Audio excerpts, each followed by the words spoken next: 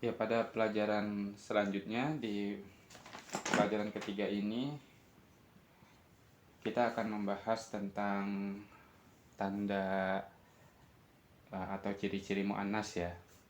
Jadi alamatut ta'nis atau tanda-tanda muannas. Alamatut ta'nis,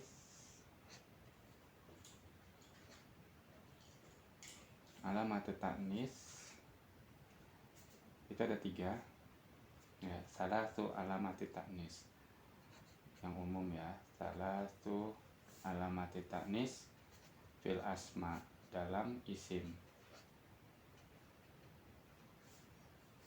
Nah, jadi ada 3 tanda. Yang pertama itu ta mutaharikah.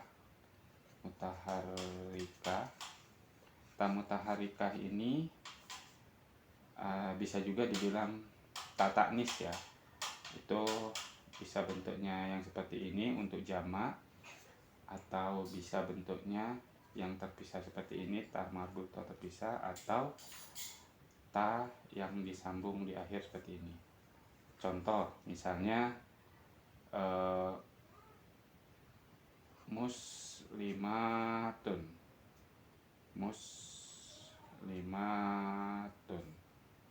Contoh lagi, kalau yang ini misalnya seperti baqaratun. Nah, kalau ini misalnya khadijatun.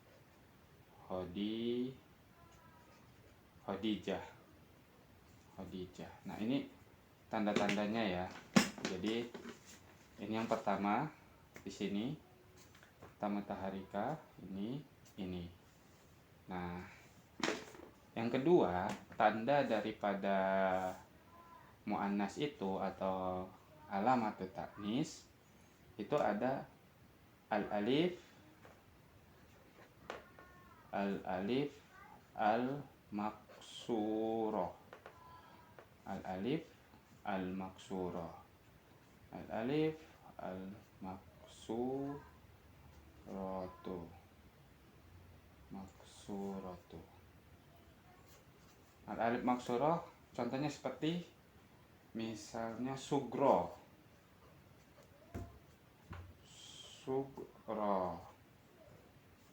Ada lagi kubro. Nah, ini tuh alif maksurah. Jadi bentuk ya seperti ini, bentuk ya tanpa titik seperti ini alif maksurah ya. Bacanya agak sedikit panjang tapi nadanya turun ke bawah. Sugro, kubro. Nah, tanda yang ketiga adalah al-alif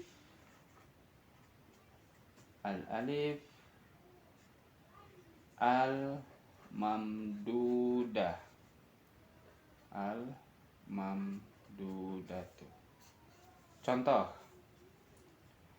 misalnya asma.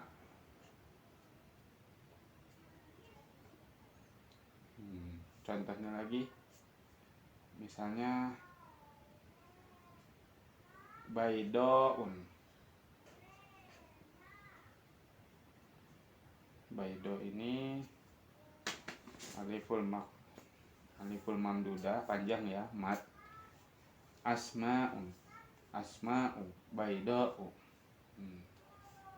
Ini dia maksudnya asma ini masuk muannas, tandanya aliful mamdudah. Baido muannas, tandanya alif mamdudah. Nah, sugro ini untuk muannas, kubro ini untuk muannas. Tandanya apa? Sugro ini aliful maksurah.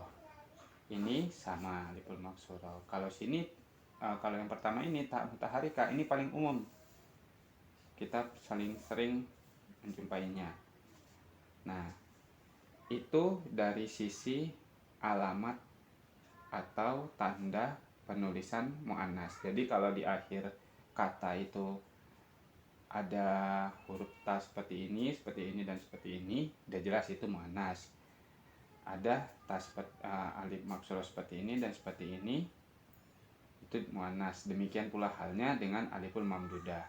Nah, tapi terkadang kita sering menjumpai ada muannas yang tidak dicantumkan atau tidak dilekatkan dengan tanda-tanda yang ketiga ini. Nah, nanti kita bahas. Oke, muannas itu secara garis besar, muannas itu dibagi dua, aqsamul muannas.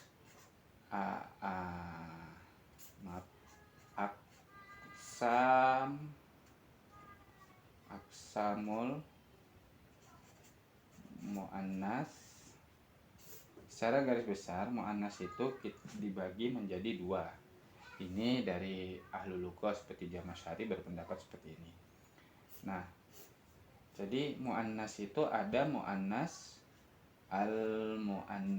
al-hakiki,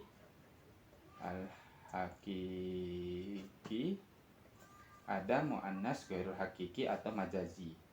Al-muannas ghairul hakiki atau majazi ya, al-majazi. Nah, kita urai dulu. Pertama, muannas hakiki itu apa? Muannas hakiki itu pertama, ini gampang sederhananya, madalla alal unsa minal insan. Madalla, maaf sini ya, madalla alal unsa, yaitu menunjukkan terhadap sesuatu kemuannasan atau perempuan, baik itu di manusia perempuan, kalau hewan tuh betina. Jadi intinya muannas hakiki ini hanya untuk insan atau hayawan.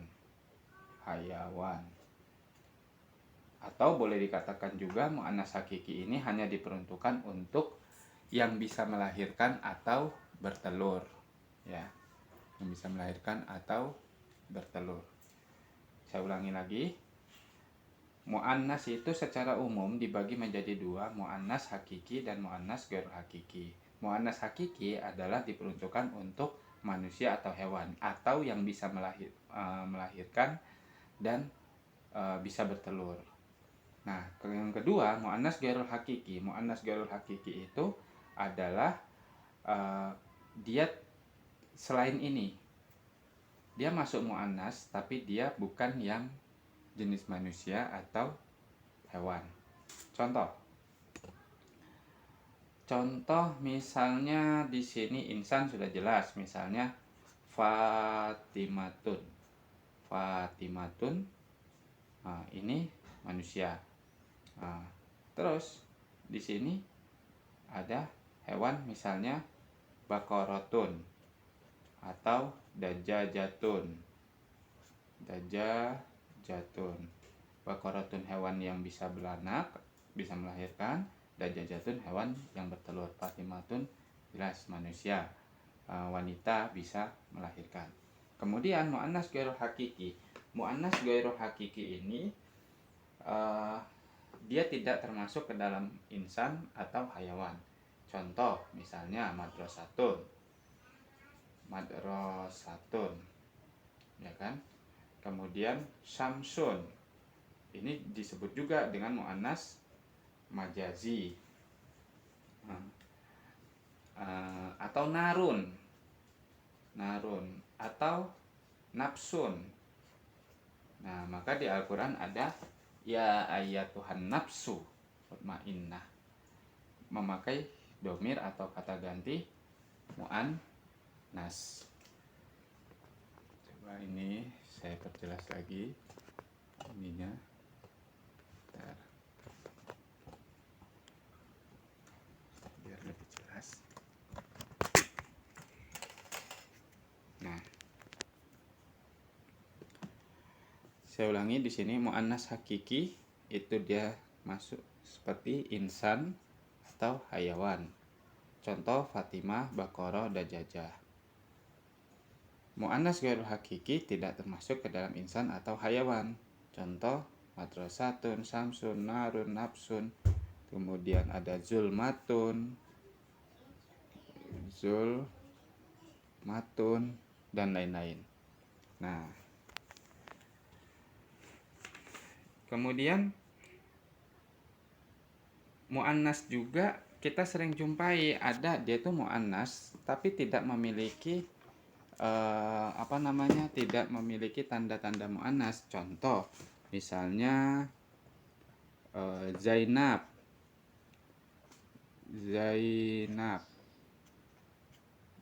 Nah, Zainab ini kan udah jelas ini perempuan, ini mu'annas. Nah, ini mu'annas tapi tidak ada tanda mu'annas. Nah, itu masuk dalam mu'annas yang disebut dengan mu'annas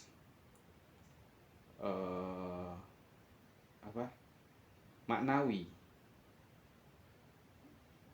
Kenapa? Karena dia mu'annas, ini mu'annas maknawi, kemudian secara makna dia mu'annas tapi tidak ada tanda mu'annas. Nah, kemudian ada juga yang secara lafaz dia mu'annas tapi dia sebenarnya muzakkar. Misal Hamzah. Hamzah ini kan nama laki-laki. Apakah ini mu'annas? Ini secara makna bukan mu'annas, tapi secara makna dia muzakkar. Tapi secara lafadznya dia menggunakan lafadz mu'annas. Maka dari sisi ini mu'annas ini dibagi jadi dua. Jadi al-mu'annas berdasarkan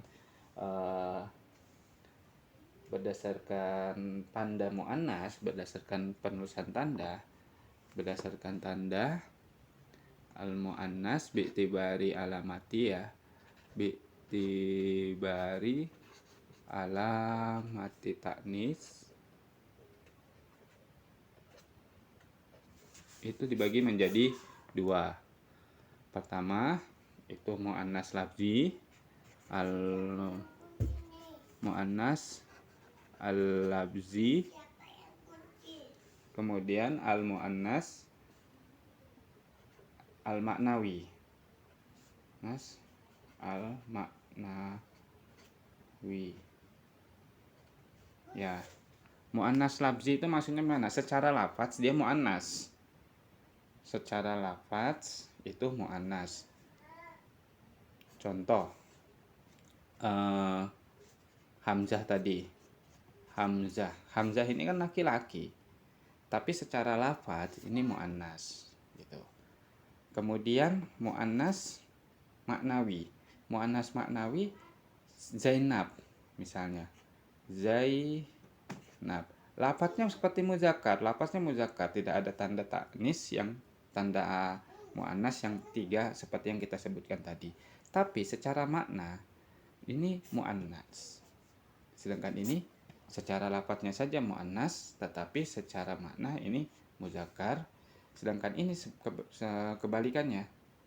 Secara makna dia itu mu'annas, tapi lafadznya muzakkar. Nah, jadi supaya jelas nanti menggunakan domirnya yang pas. Jadi seperti apa? Misalnya Zainab, hazihi Zainab. Hazihi Zainab, jangan hazihi hadza Zainab, enggak, tapi hazihi Zainab karena Zainab ini perempuan, tapi secara maknanya dia diketahui muannas. Sedangkan Hamzah bagaimana? Tetap menggunakan hadza Hamzah, bukan hazihi Hamzah karena ini laki-laki. Ya, gitu. Tapi lafadznya memang di sini menggunakan lafadz muannas. Oke, demikian dulu pelajaran mengenai pembagian muannas.